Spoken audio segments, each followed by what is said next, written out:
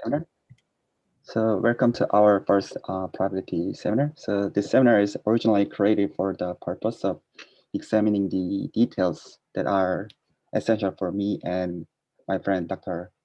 Huang Yang to work together in the future based on the graduate probability theory together. So as previously announced, it requires considerable background knowledge in mathematics, such as at least graduate level of measure theory, unless you need to see this before.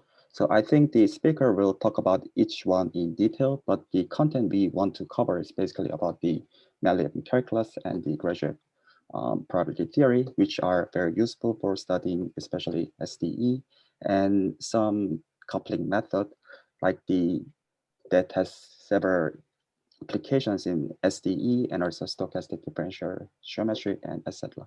So basically this seminar is held weekly or bi-weekly, and the speaker decides the detailed schedule and the content to be covered every week basically. So if you have any suggestion about the schedule or the content, please send the email to the speaker, including me, so that we can consider it.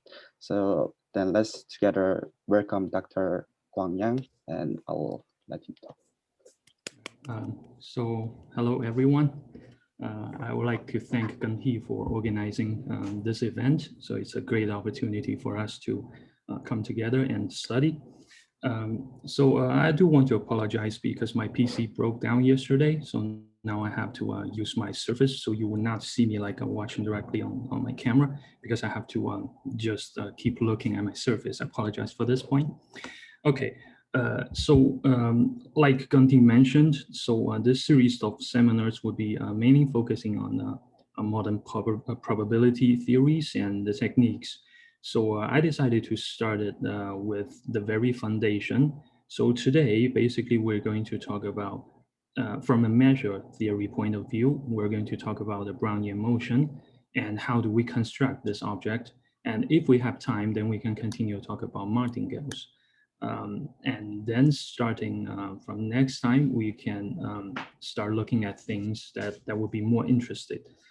Now for this talk, probably you would feel this is a little bit like more pure math. So if you're expecting something that's more applied, from more applied side of math, so maybe the first talk would make you a little bit disappointed, but I think this is necessary for the basic foundation for our future topics. Okay, all right, so now without further ado, let's start. So let me share my screen. Okay. So let's start with the very beginning. So whenever we want to work in probability, there's a foundation that one has to use is to set up a probability space. Well, so by probability space, whenever you see this terminology, probability space, it means a triple. So you'll have a space omega and the sigma algebra F and the probability measure P.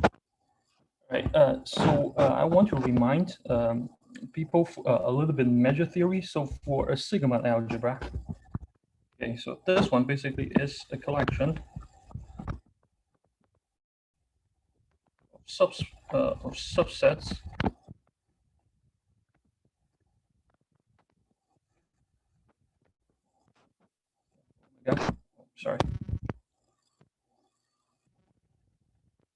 with three requirements or three conditions that we need to put on them.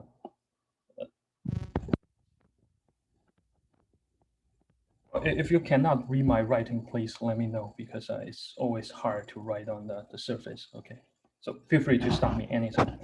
Well, the first one is, of course, the whole space and the empty set must be included. Omega, empty set, they must be in the sigma algebra. Second one is it must be closed under countable union, meaning if we have union of sets inside this algebra, then the union of them must also be included. Okay. The last one, which is very important because we use this a lot, is that the complement must be closed.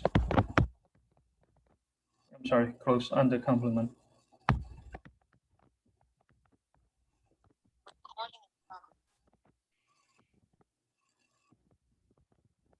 this is what we call a Sigma algebra.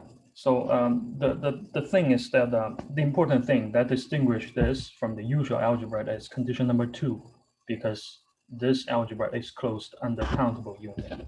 The usual algebra is closed under finite union. Okay, well, so for probability measure, the only restriction we need is that it is bounded, because for a bounded measure, you can always normalize it, right? Divided by the measure of the whole space, so make it to be 1. So a probability measure is just equivalent to a bounded measure, right? And then whenever we want to work on something, the main object in probability theory is the random variable, right? All right, so a random variable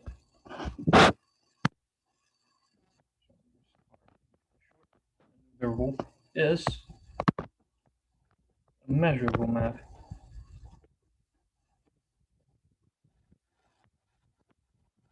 from this probability space, which we just written down, to, let's say, usually is to the real line, equipped with the Borel Sigma algebra.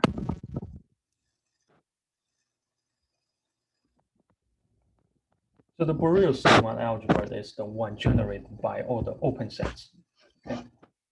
And we usually just use.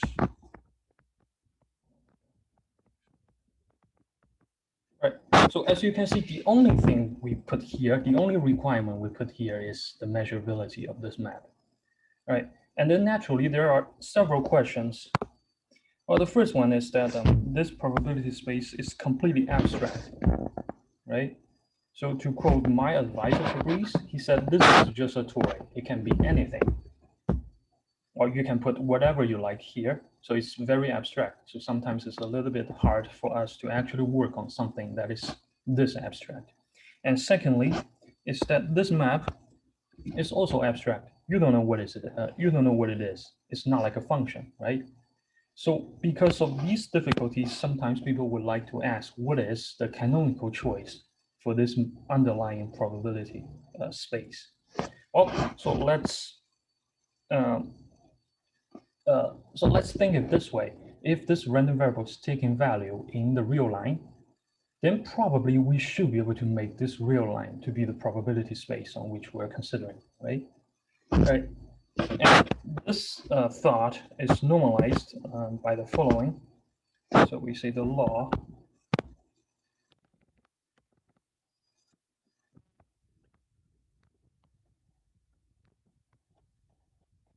X is so-called the push forward.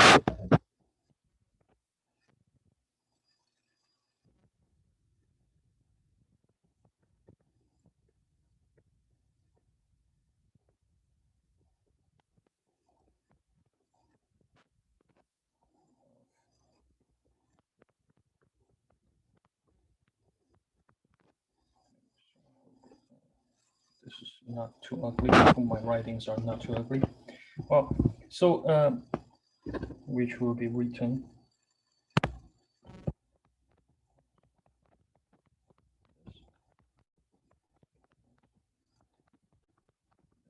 Okay. Well, so this is another measure which is defined on the real line.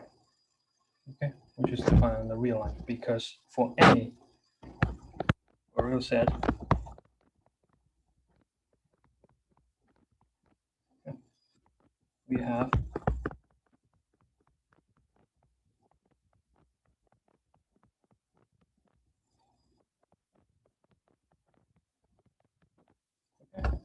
so this one is a probability measure on the real line.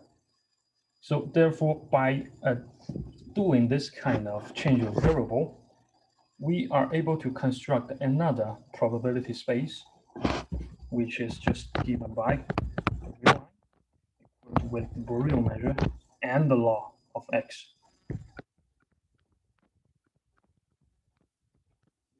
Right, and if we set the probability space to be this, then the random variable X is very conveniently given by the identity map. Then this map becomes the random variable X. Okay. it is very easy to check. It's just 1 or 2 steps, then you can see this. Well, so the advantage of making this changeable variable is, of course, first of all, now this probability space is very easy to work with because this is just a state space, meaning you can do your observation on this. So in many cases, for example, a stochastic process, the only thing we can observe is the state space, right? We can observe the outcome of a certain process. So now we set our probability space to be the state space. So it's very easy for us. And secondly, it is obvious that this map is a trivial map. It's just the identity map, right? All right. And the expense that we need to pay is, of course, here we have combined the original probability measure with the random variable, okay, to the law of this random variable, okay. But of course, this is the price we're willing to pay because it simplifies a lot of things, okay. All right, so now the point I really want to make is that we can always simplify a certain probability space at the expense of studying measure, okay. So right now we're basically enter zone of measure theory. Okay. Right. So I can give one example to see how this works.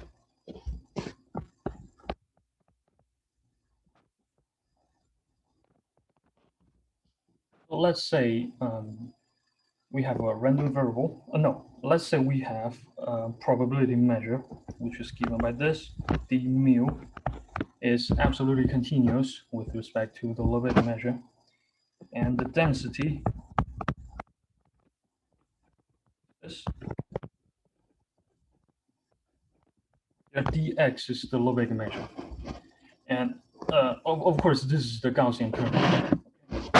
And then with this measure, map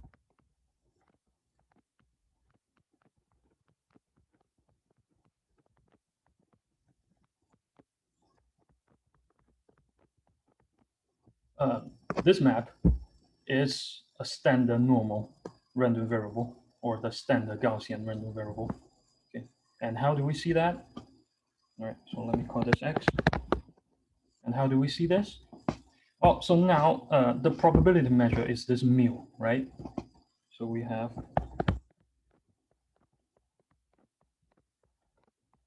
okay, it's the same as mu. A. So a is any real number. Okay, a is any real number. Well, and then by definition, this is mu of a set.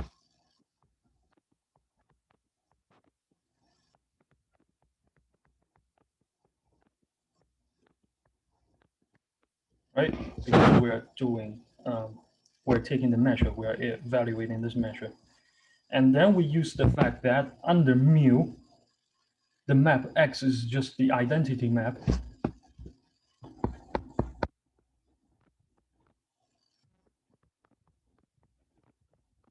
Right?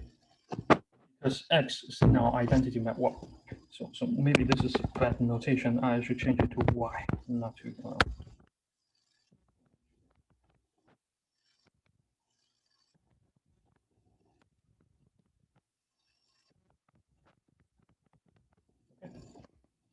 Right. So now under this measure mu, Y is just the identity map. So therefore, you can see the last inequality holds trivially. I'm sorry, the last equation holds trivially. Right, and this now becomes calculus. This is just from negative infinity to an A. And we put the Gaussian density. Okay, well.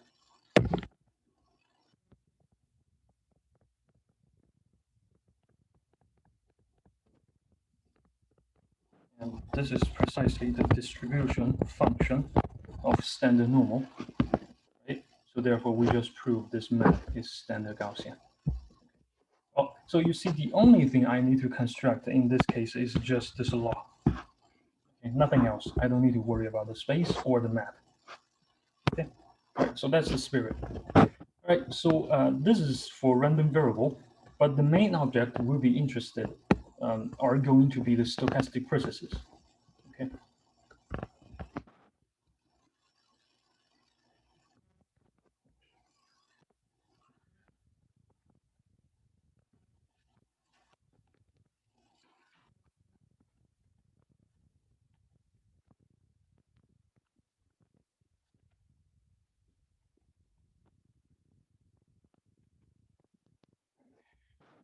processes. Well, so for this one, the space that we're going to be working on, this is a standard notation. Oh, so this means for the collection of all real value function defined on interval 0 to infinity. The set of all real value function defined on 0 to infinity. So keep in mind here, we do not assume any regularity. Okay, so here the only thing we need is that we don't need anything. We don't need anything, not even measurability. Okay, the set of all real functions. All right. What is not obvious is what should we put here as the sigma algebra to make this space a measurable space. So this part is not completely obvious. All right, so to introduce this canonical sigma algebra, we have to introduce a definition.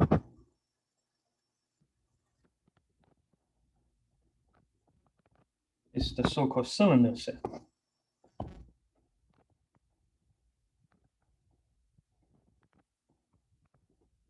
Cylinder set. All right, a set is said to be a cylinder set if it has the following form.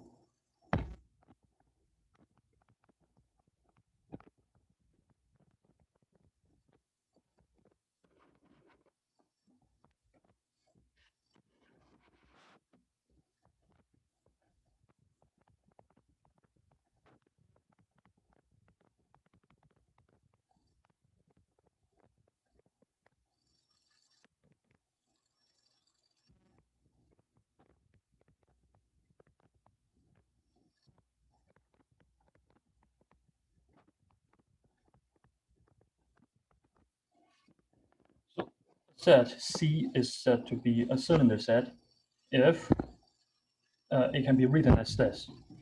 So in other words, if you fix certain points, let's say T1 to Tn, and you require that the coordinate projection at these points belong to a certain Borel set in Rn, then we say this set is a cylinder set. Okay, so for example, just a trivial example, the following set is a cylinder set.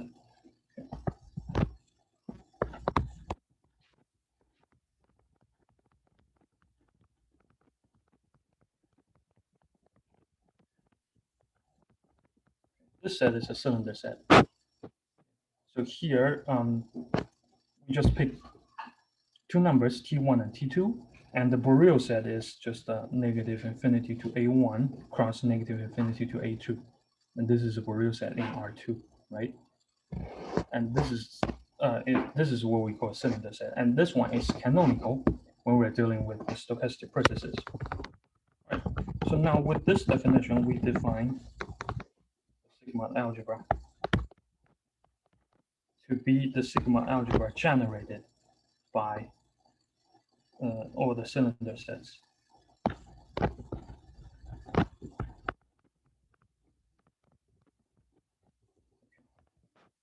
And we usually call this the cylinder sigma algebra. And of course, it is very easy to check that the cylinder set, the collection of cylinder set itself is an algebra. Okay. So therefore, the sigma algebra generated by that it's very easy to define this.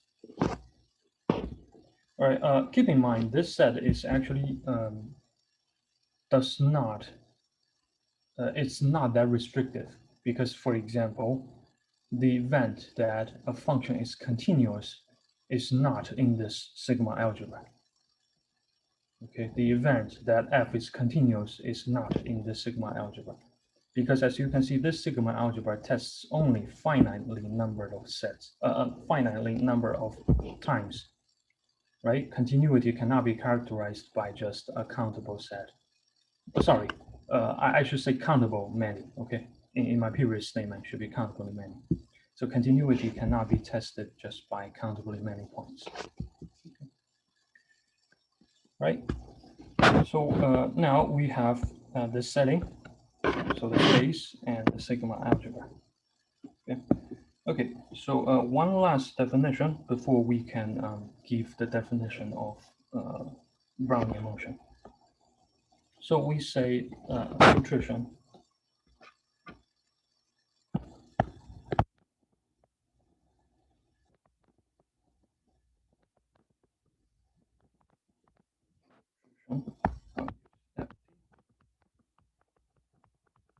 To represent this set of filtration is a family of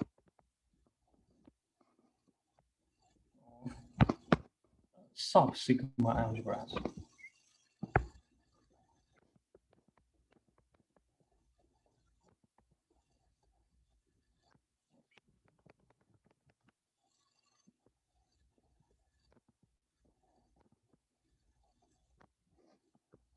First of F such that it is increasing, meaning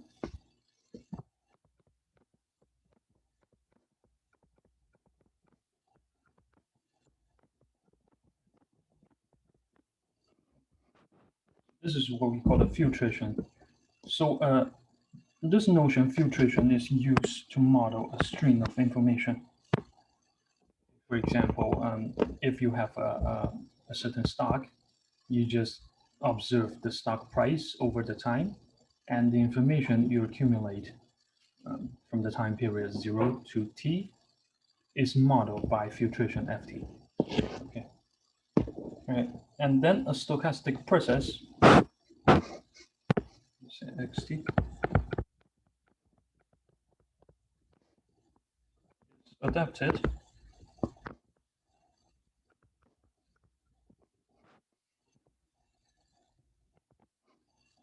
xt is ft measured. I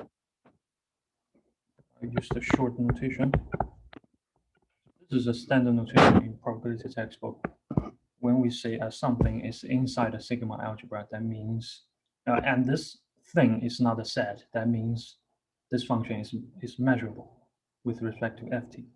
Okay, and there's a trivial example for any stochastic process xt. It is always adapted to the minimum sigma algebra generated by itself. Okay, so I mean this sigma algebra.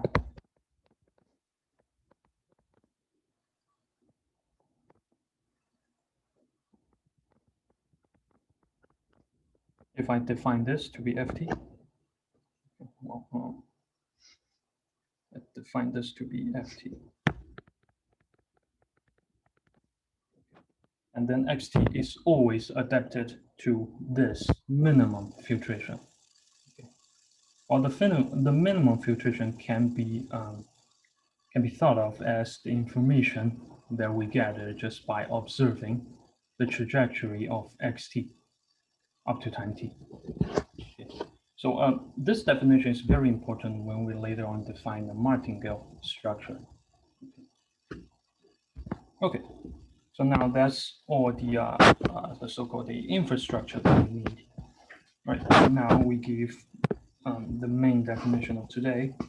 Can I ask one question, please? Sure, go ahead, right. Yeah, you have mentioned about the continuity events. What intuition can I get about that? Well, so the intuition is that the cylinder sets, they handle only countable many points. Mm-hmm. And for continuity, the continuity property cannot be described just by countably many points. Mm-hmm. And this is actually, I learned this example from one professor here in UConn. So he said he tried to teach this example, but he failed in his class. So it's a little bit embarrassing. So this now became a little bit famous now. So it is really difficult to prove this fact, but the intuition is very easy to understand. Because, for example, you just consider a function. Well, this is not a very good example, but I just talk about it anyway. So you consider the function. I'm not sure if the name of this, I believe it's called the Riemann Function. That is 1 on rational points and 0 on irrational points. So I'm not sure the name of this function. But as you can see, if you just look at the rational part, they're constant, right? Mm-hmm. But in fact, this function is nowhere continuous, right? Mm-hmm. Right, so that's this kind of intuition. If you want to prove this rigorously, it takes much more time. But the intuition is that the cylinder set handles only countably many points. I also have a quick question. Yeah, sure. Yep, go ahead. So, like a continuity function can be defined in terms of a countable dense set.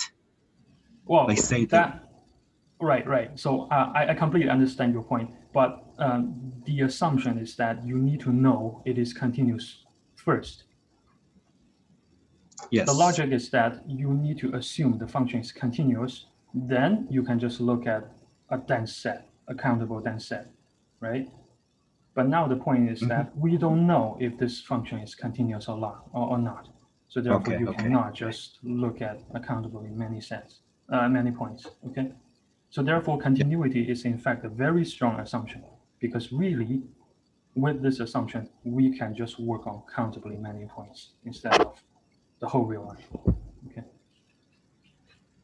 So I'm a little bit confused. What is the object of being continuous in here? Is it like set is continuous or the function is continuous? The sample path, that means the points inside. So here, this omega is a function. So for each omega is a function. Well, so when we talk about continuous, we mean this function is continuous. Thank you. Okay. All right, no problem. Okay, so any other question before we moving on? So about the convention on the filtration, did you put any requirement for F0? For F0, no. So at this point, no. But we'll come back to this, the so-called the usual condition. Right. So I'll come back to this point maybe next time. But at this point, I do not assume anything for F0. Okay. All right. Okay. So now let's talk about the Brownian motion.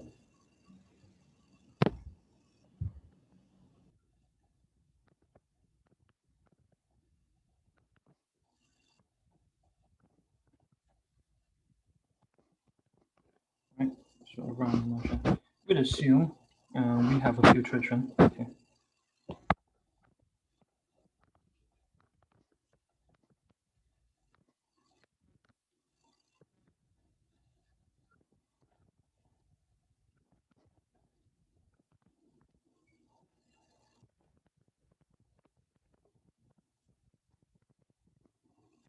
Right. So now, one of the key feature of Brownian motion is that it has to be continuous. Okay. Continuous stochastic process. It's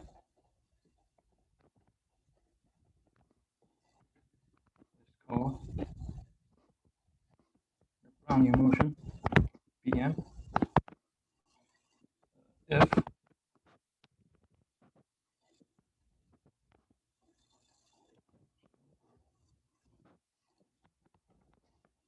first one, it is adapted.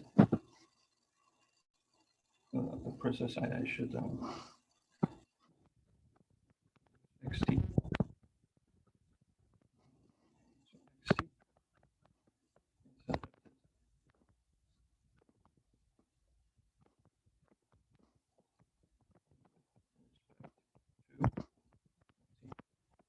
This is very important because later on when we talk about martingale, it comes to this point. Right. So number 2, and this is the most well-known feature of Brownian motion.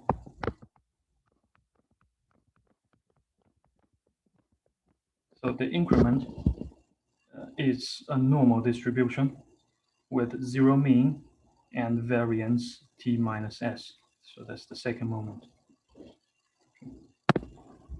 Number 3, this increment is independent from its past.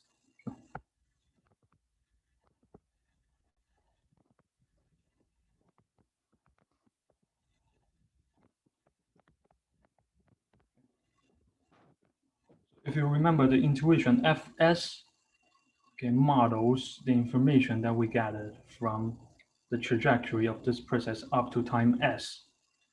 So now for the future increment xt minus xs, so here we have to assume this, okay? So for the future increment xt minus xs, this one is independent from the path of the historical path. Okay.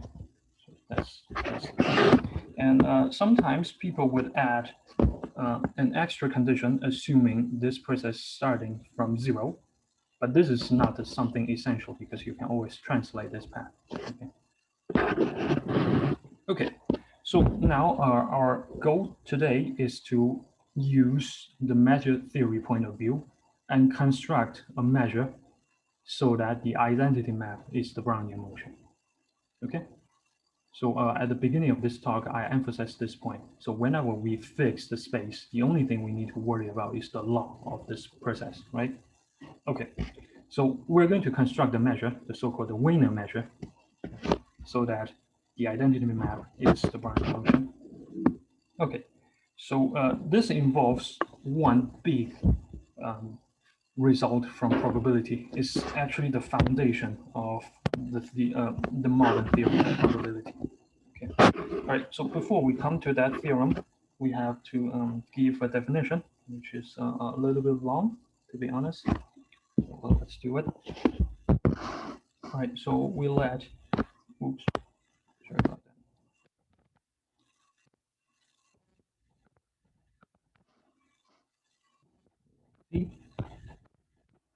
Be the set of finite sequences.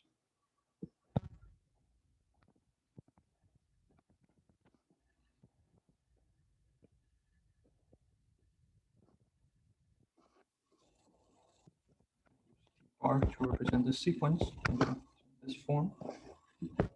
T1.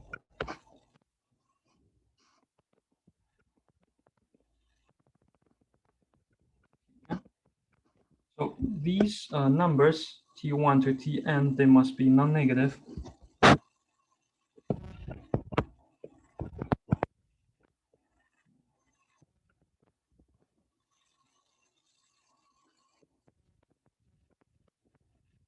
Must be non-negative. Oh, and for each the sequence,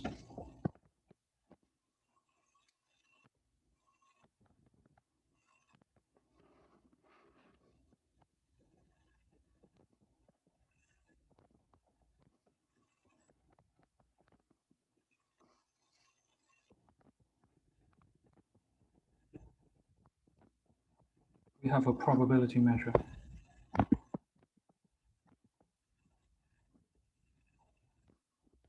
Which will use Qt.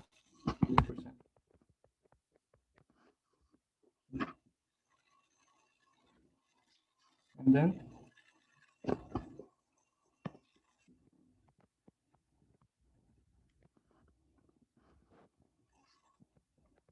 family of probability measure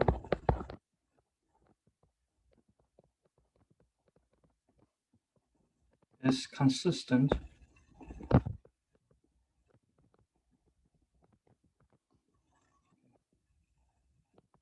if we have just two requirements on this. For the first one is that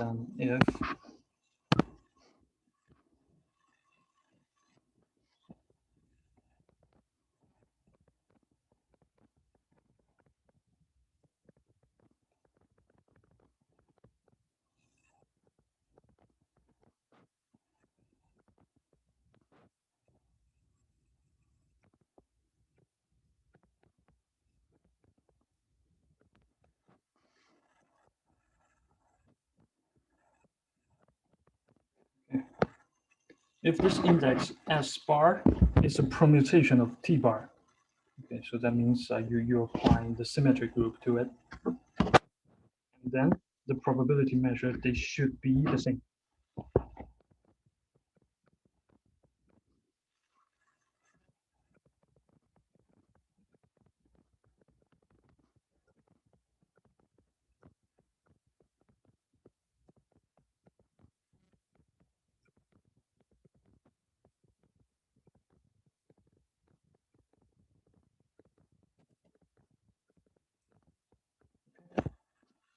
So this simply means if you switch in the order of the sets, then the corresponding measure should be the same.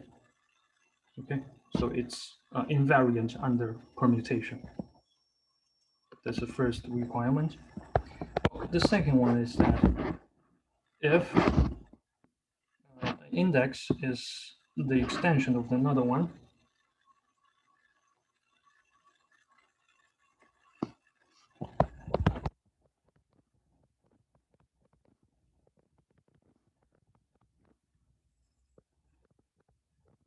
here keep in mind this is n minus 1, okay? Then we must have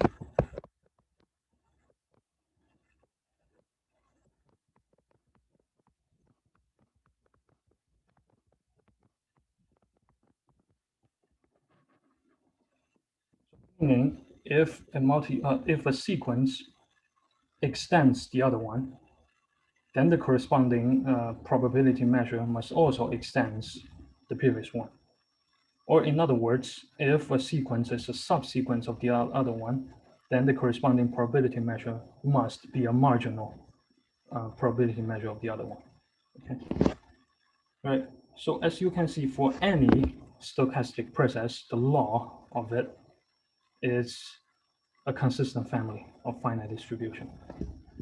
Okay. This is trivial because let's say we have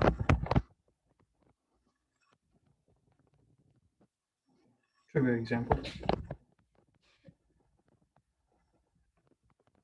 Let's say we have a stochastic process xt.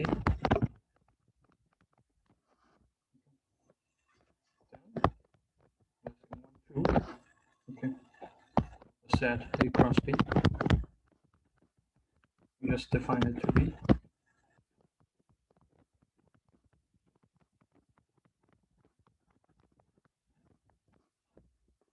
this is consistent, right? Why is that? Because if we switch,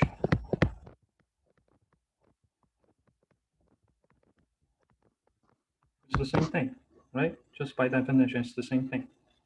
If we switch the index, switch the set, it's the same thing. Okay. And now if we extend this sequence 100,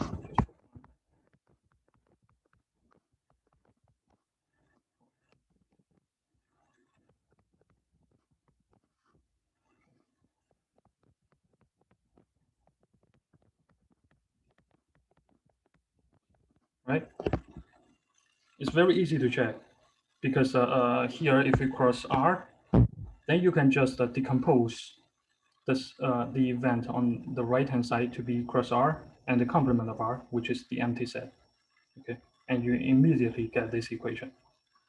Okay, so therefore, for any stochastic process, the law of it automatically gives us a consistent family of probability measures. Okay. All right, so now I can start talking about the famous result, which is due to Daniel and Kolmogorov.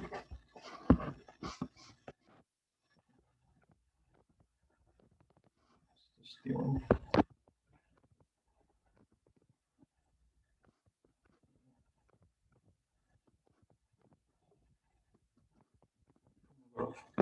So Daniel did the case for discrete stochastic process, while Kolmogorov did the continuous case.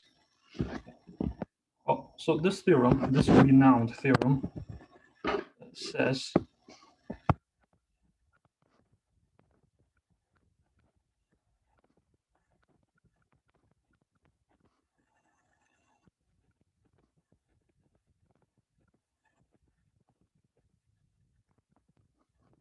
if we have a consistent family of probability measures, then we can always find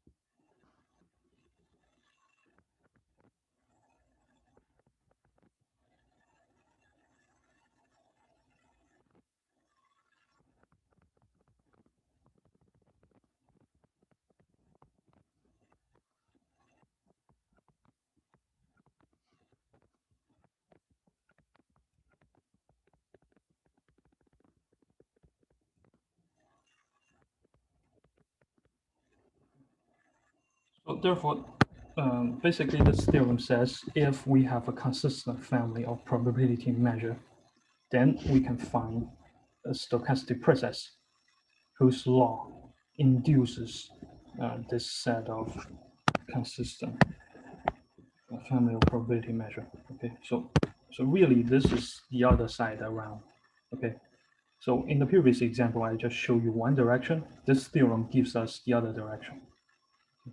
And this is really amazing because as you can tell, here these two conditions, 1 and 2, okay, these are very mild conditions, okay, consistent under permutation and extension, consistent extension. These are very mild conditions, okay. And here, pay attention that we did not say anything about the order of the sequence, okay.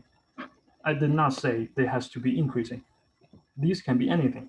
Okay. In fact, I run into this type of situation in my research where they really we do not have a specific order for the sequence. Okay. All right. So now we're going to use this result and construct the law of a Brownian motion. Okay. All right. So now let's start with the intuition. So let's say a Brownian motion starts at the point x0. 0, okay. And then before it hits time t1, then we know the increment. Okay, again, the increment, I'm only talking about the increment. It's distributed as Gaussian t1, t0, right? So for the increment, so therefore it runs like this, just for example. And the good thing about the normal distribution is that we know everything about it. We know the density, right?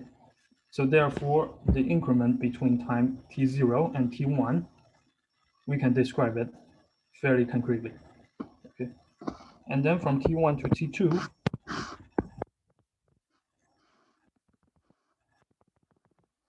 just from the definition of Brownian motion, the increment is given by this.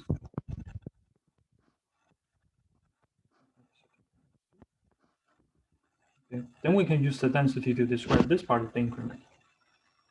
And then by doing this, we're going to construct a consistent family of probability measure.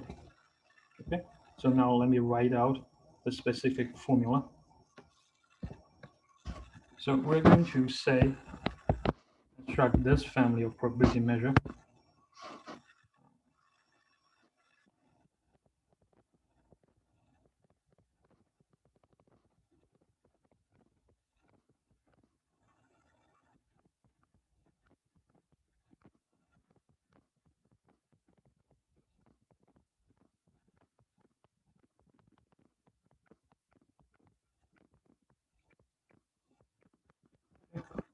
I define this to be.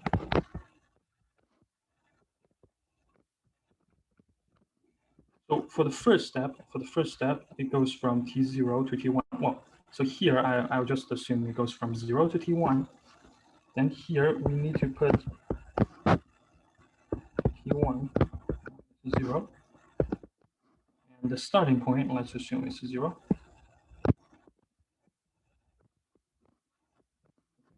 So here, this P is the Gaussian kernel. Okay.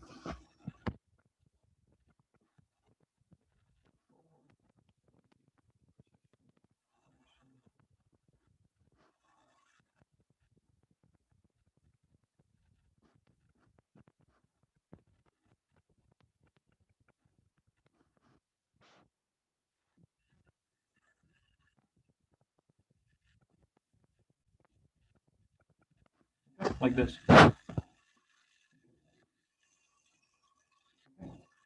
this is the Gaussian kernel. And of course, it's symmetric for x and y. They're symmetric. Okay. All right, so this is the first step. This is the first step. And as you can probably imagine, eventually we're going to integrate along y1, right? So this is the first step. Right, and then the second step is we go y1 to y2. And now the time becomes t2 minus t1. And we integrate, oh, I'm sorry, so this is not t1, this should be a1.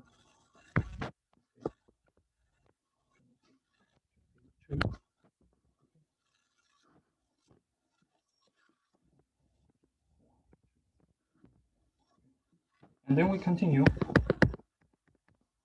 all the way to the last step.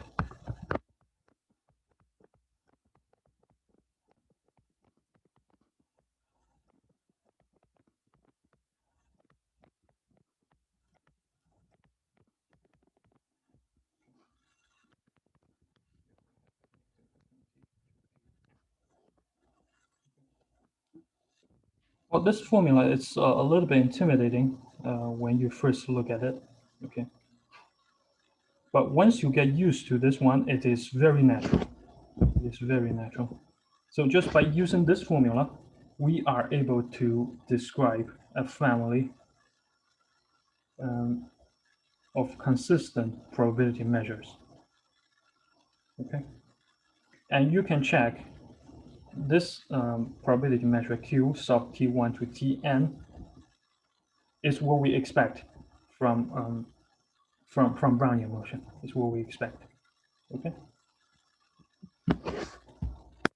Right, and in fact, this formula alone gives us the Markov property, almost gives us the Markov property of Brownian motion, okay? And also this formula proves the independent increment. You can show the independent increment just from this formula. Okay, so if you're interested, next time we can actually do this exercise to just show you, but I encourage interested people to try to do this by yourselves. Okay.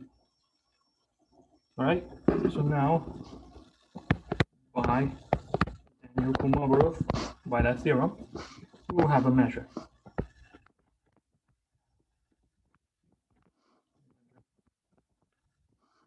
Okay, I'll use PW to represent this measure, and this measure is called the Wiener measure.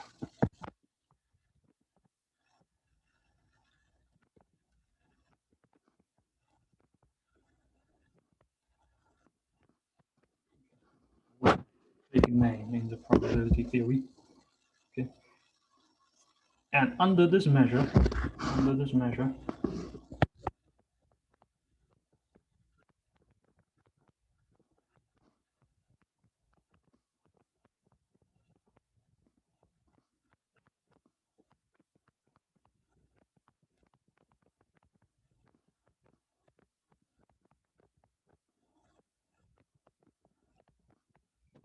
this map is a Brownian motion. Under this measure, B is a standard Brownian motion. Okay. So that's the whole construction of the Wiener measure and the Brownian motion. This is one method. Okay. So for people, so maybe this is not very, this is not well known if you are not doing pure math, because I did have some experience in the financial industry. So usually the way people introduce the Brownian motion is by taking a random walk, and then we let the partition to be finite and finite, we take the limit, then we eventually get something and call that a Brownian motion, right? Okay, but historically, the first rigorous, elegant, well, not elegant, the first rigorous construction was done by Wiener, but his method is very difficult and indirect. Okay, so this method proposed by Kolmogorov is the most elegant way, okay, from my experience, because it's just one step. It's just one step to directly come up with this Brownian motion. Okay. Right. So now, if you are extremely careful, then you will see something is not mentioned in this construction, right? If you are extremely careful, then maybe you realize there's something we have not covered in this construction, which is the continuity of the sample path, right? Because for Daniel Kolmogorov theorem, it does not say anything about the regularity of the sample path, right? So what we have is just, okay, we have this probability measure. Under this measure, the identity map gives us the correct finite distribution. but we do not know if they're continuous, right? Well, so this question is answered by the next theorem, which is more useful in my opinion. This is the last result of our talk today. Theorem, again, is due to Kolmogorov.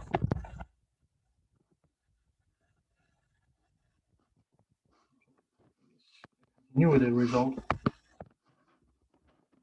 Right, so it says if we have a stochastic process, if we have this estimate, right, so if there's anything I want you to remember today, it should be this theorem, because for the construction, well, it would be nice to know, but I guess most of the time you would not be using it. But this result is very useful and it's more quantitative. It's not something that is abstract. Okay.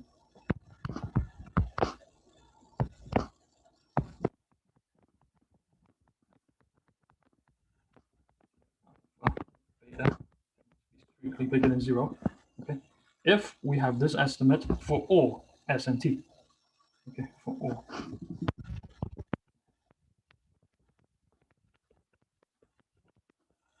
Let's say bounded by a big positive number t. Okay, so because this result is a local estimate.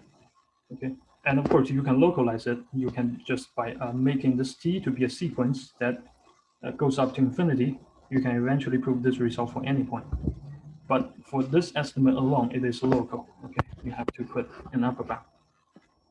T has to be a positive number. And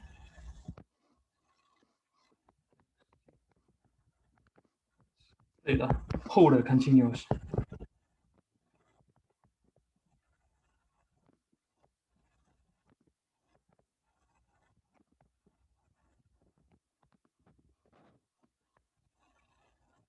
Any beta,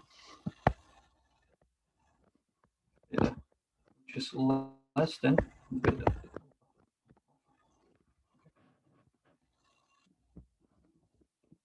So this is the continuity theorem.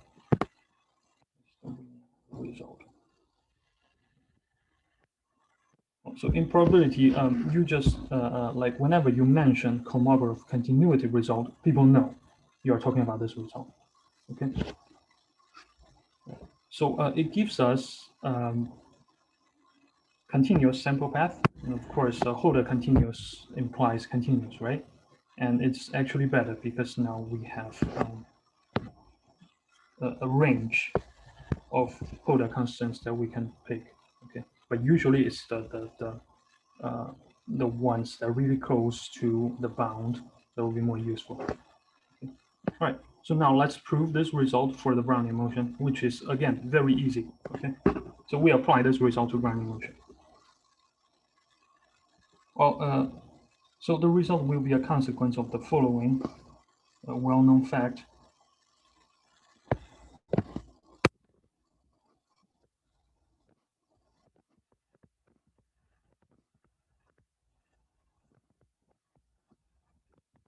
X is Gaussian.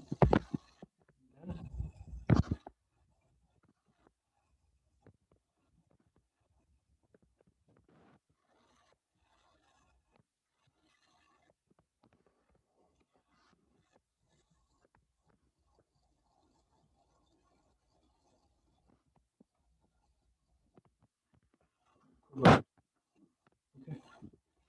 If a random variable is Gaussian, then all the moments are equivalent. Okay, so more precisely,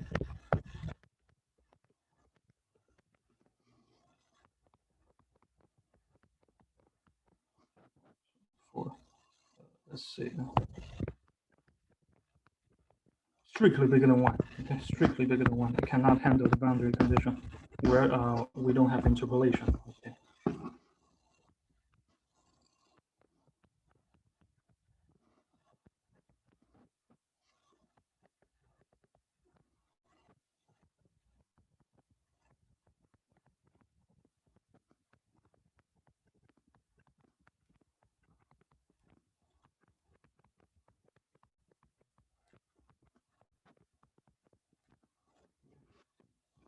So all the moments are equivalent.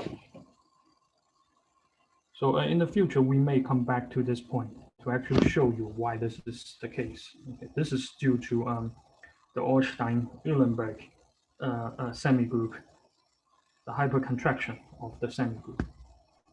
Okay. Right? So now we're going to use this result and apply this to Brownian motion.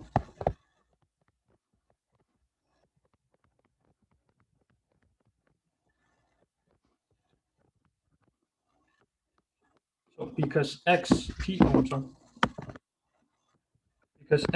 minus xs is Gaussian, right? Xt minus xs is Gaussian. So therefore, this one is bounded above by constant depends only on p of the second moment.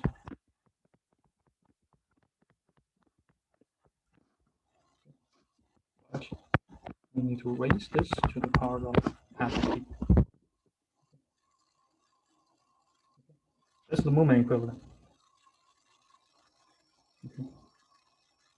All right, and we have explicit formula for the second moment.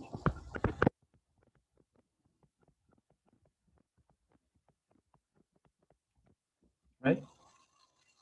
Because the second moment of xt minus xs is just t minus s. Okay. Right, and now by Kolmogorov continuity theorem, xt is Hölder continuous for any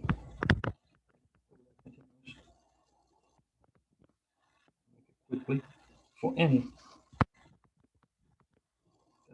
that is less wobble.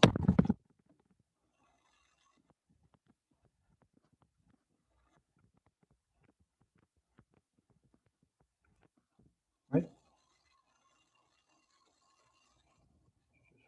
Okay. So here we have this exponent 1 plus beta and alpha. So we take that 1 away, divided by alpha. Okay.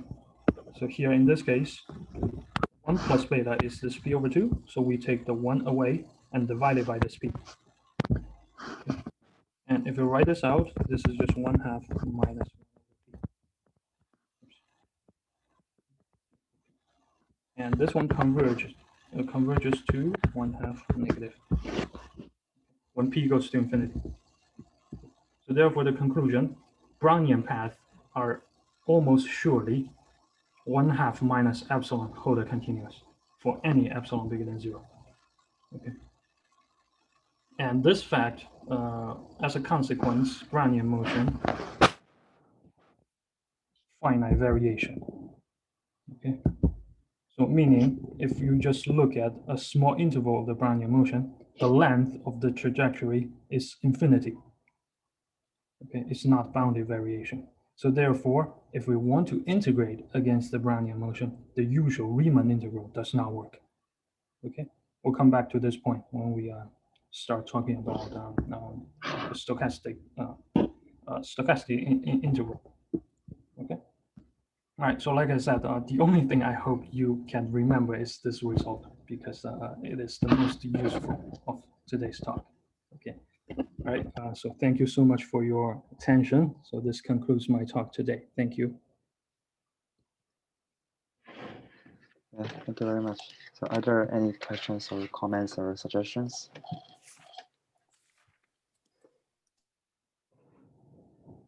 I have one question about Daniel and Kolmogorov. Yeah, sure. Like you mentioned that Daniel had shown the cases of discrete random variables or the process. I was Right, wondering whether what there might be to show, because we started with a discrete case. So like what is the usual process for showing that? Well, so because the only case I study is actually the continuous case, right? Yeah. Well, so I have to admit I did not check details Yeah, for the the older theorem version. Daniel Kolmogorov, not Kolmogorov Daniel. So I thought that Daniel might have done a lot of work for that. Well, no, because Daniel did his part in 1918. Kolmogorov did his part in 1945. So it's much later than the work done by Daniel. Okay. So I did not study the proof of Daniel, so maybe I cannot answer your question at this moment. But if you're interested, I could definitely check and come back to you. Oh, okay. Thanks. So I thought that. as far as I know, in the case of the discrete stochastic process, everything can be quite constructed because we can handle it in a nice way. But as long as we are talking about the continuous time interval, then we know that we need to deal with the sort of the infinity, like the real number system, and like the natural number system, so that it requires the axiom in a natural way. So I think the proof of the Daniel-Kolmogorov theorem indeed requires the axiom of choice eventually, so that in that way it's not that actually useful because this is not constructive, but it just guarantees the existence. So in that sense, I was actually also wondering that is there any application of the Daniel-Kolmogorov existence theorem, not about the continuity theorem, that not about the just guaranteeing the existence of the such stochastic processes that we are looking for, but other applications? I'm just really wondering. Yeah, right. I understand your question. I'm pretty sure there are some other applications, but they are less known. I think it's not as famous as the Brownian motion. So from my experience, I have not seen anything else that used this result. But many mathematicians, they stress the importance of this result because it is, in some sense, the most elegant construction. So one was able to quickly get the job done.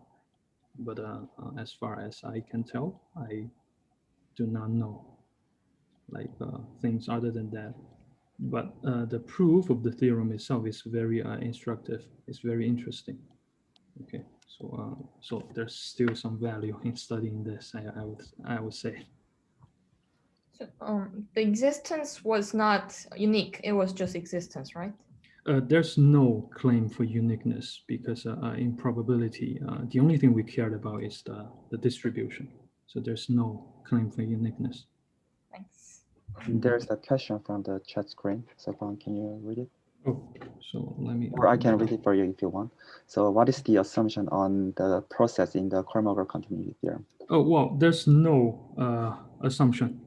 It's just it is a process, measurable process. There's no other assumption whatsoever. So that's one reason that makes this theorem so powerful. Right.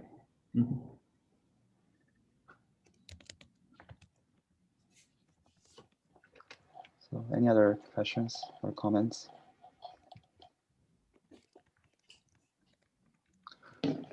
So especially Guang will teach some advanced topic when he go to Purdue from this fall. So it might be also good to give him some helpful comment about his teaching, styles, and also some, for those kind of things. Right, right. So I'll greatly appreciate any advice that you guys can give me.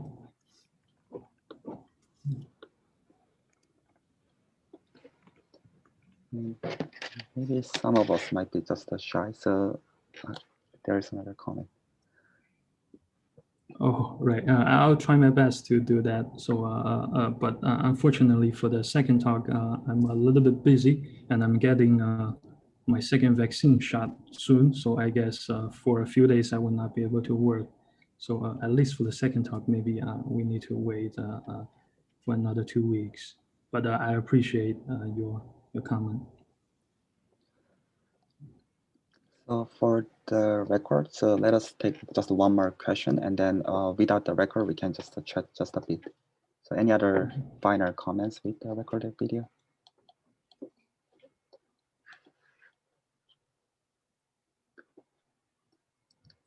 If not, then let's thank Guang again, and let me stop to record.